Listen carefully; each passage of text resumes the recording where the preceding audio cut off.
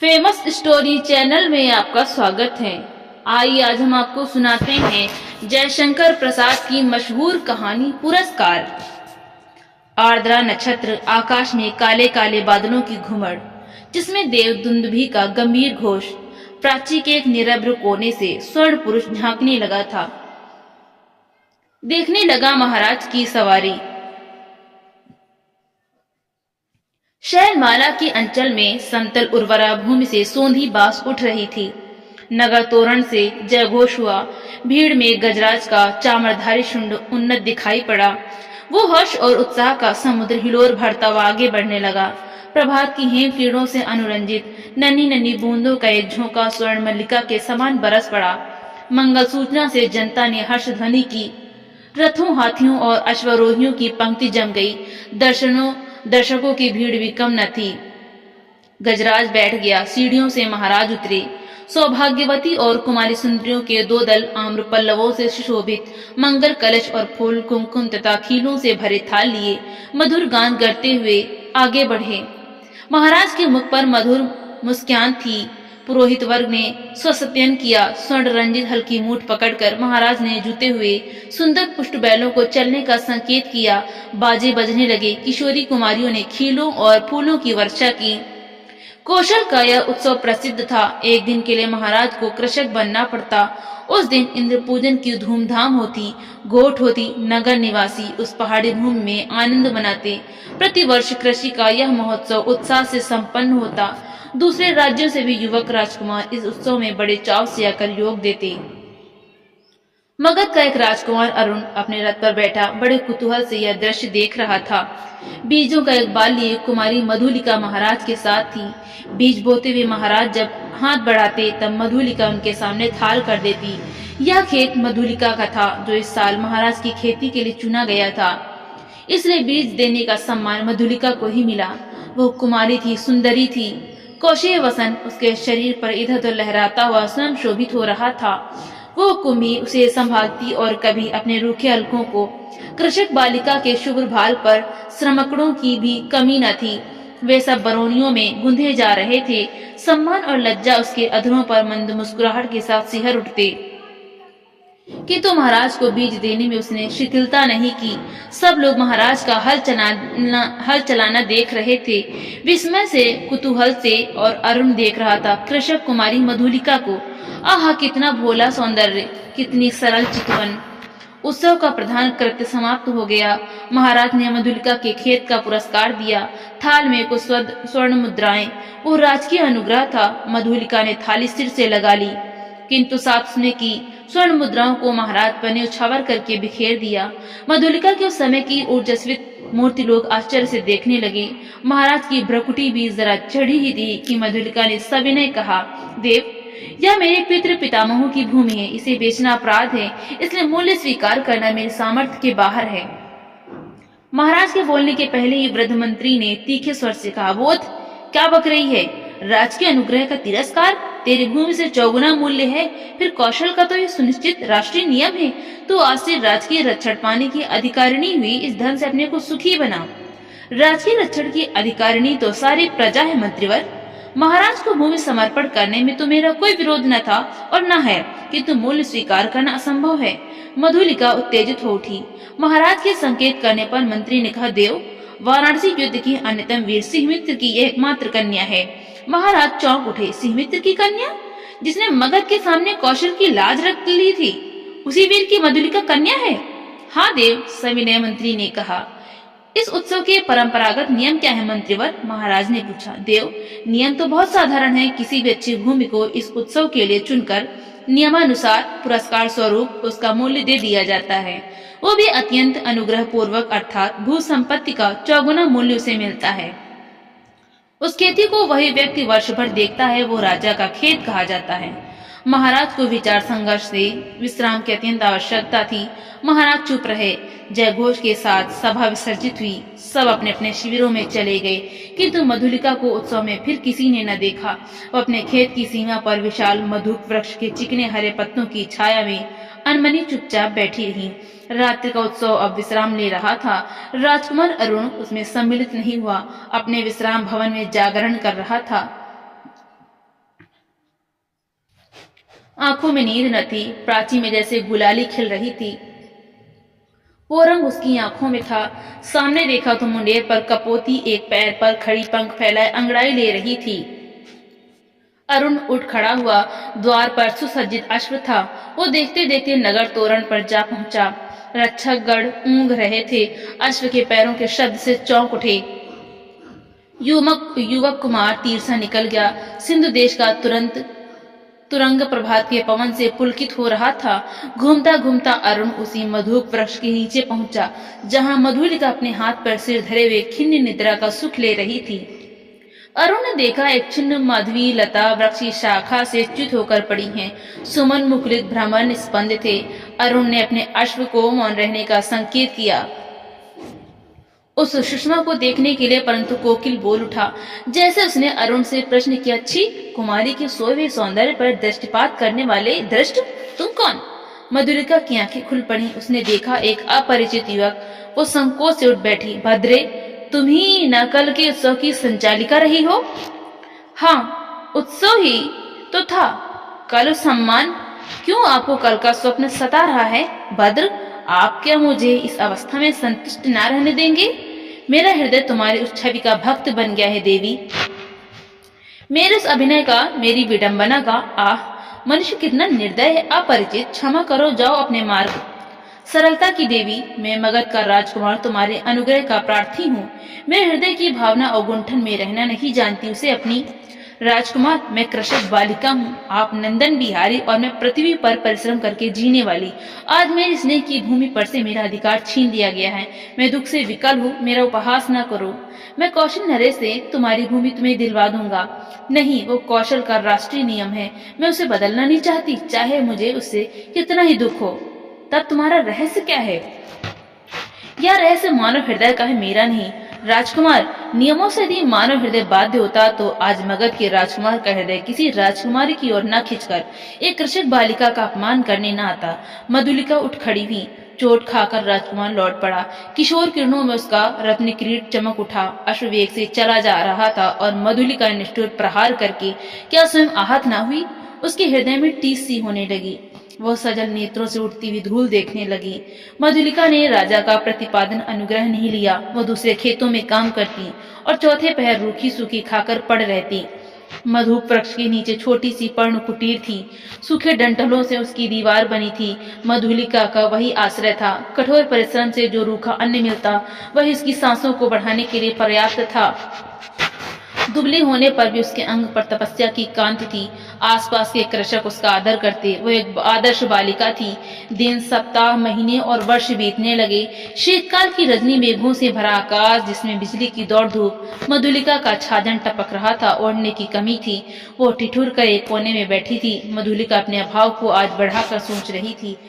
जीवन से सामंजस्य बनाए रखने वाले उपकरण को तो अपनी सीमा निर्धारित रखते हैं, परंतु उनकी आवश्यकता और कल्पना भावना के साथ बढ़ती घटती रहती है। आज बहुत दिनों पर उसे बीती हुई बात स्मरण हुई। 2 नहीं 3 वर्ष हुए होंगे इसी मधु के नीचे प्रभात में तरुण राजकुमार ने क्या कहा था। वो अपने हृदय से पूछने लगी। उन चाटुकारी के शब्दों को सुनने के लिए उत्सुक थी। वो पूछने लगी, क्या कहा था?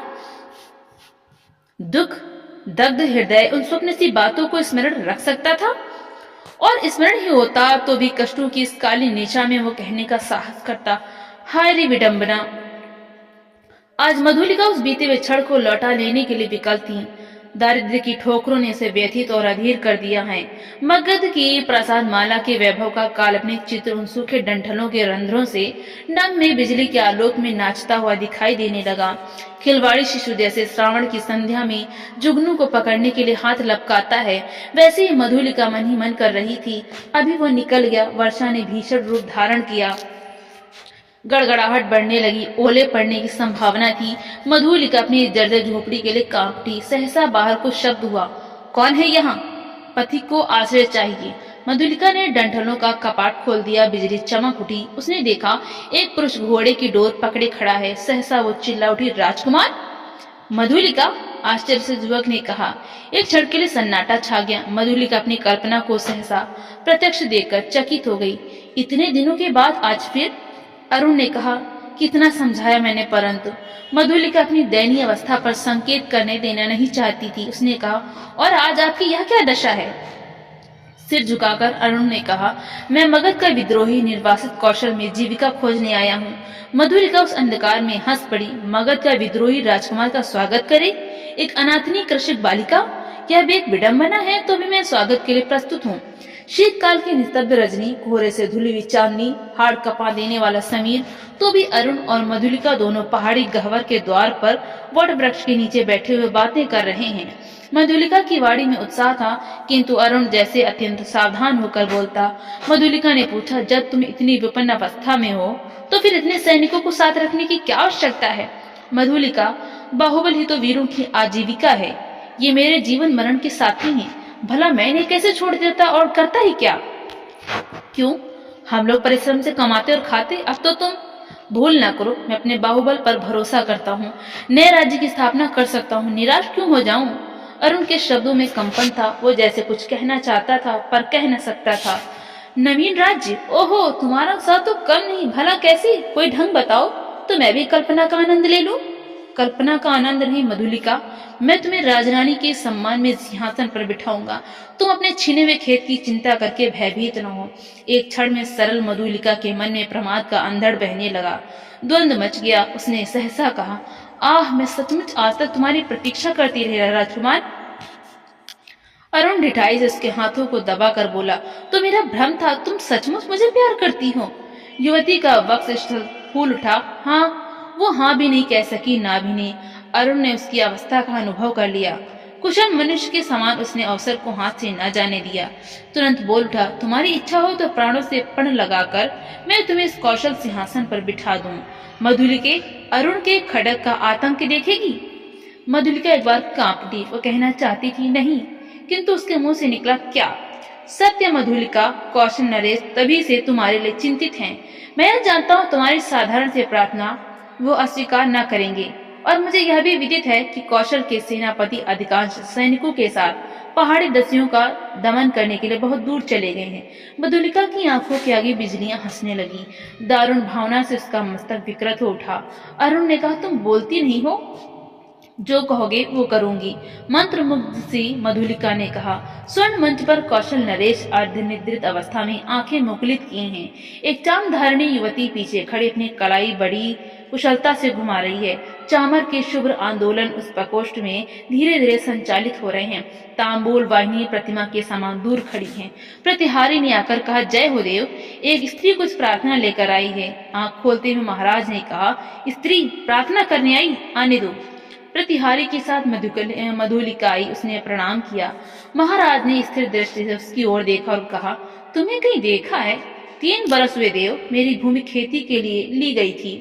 ओह, तो तुमने इतने दिन कष्ट में बिताए, आज उसका मूल्य मांगने आई हो? क्यों?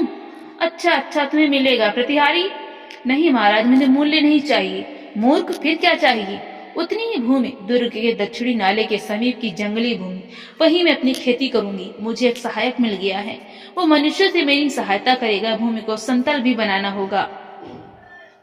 महाराज ने कहा, कृषक बालिके, वो बड़ी उबड़ खाबड़ भूमि है, जिस पर वो दुर्ग के समीप के सैनिक महत्व रखती हैं। तो फिर निराश लौट जाऊं? सिंहमित्र की कन्या, मैं क्या करूं? तुम्हारी यह प्रार्थना। देव, जैसी आज्ञा हो।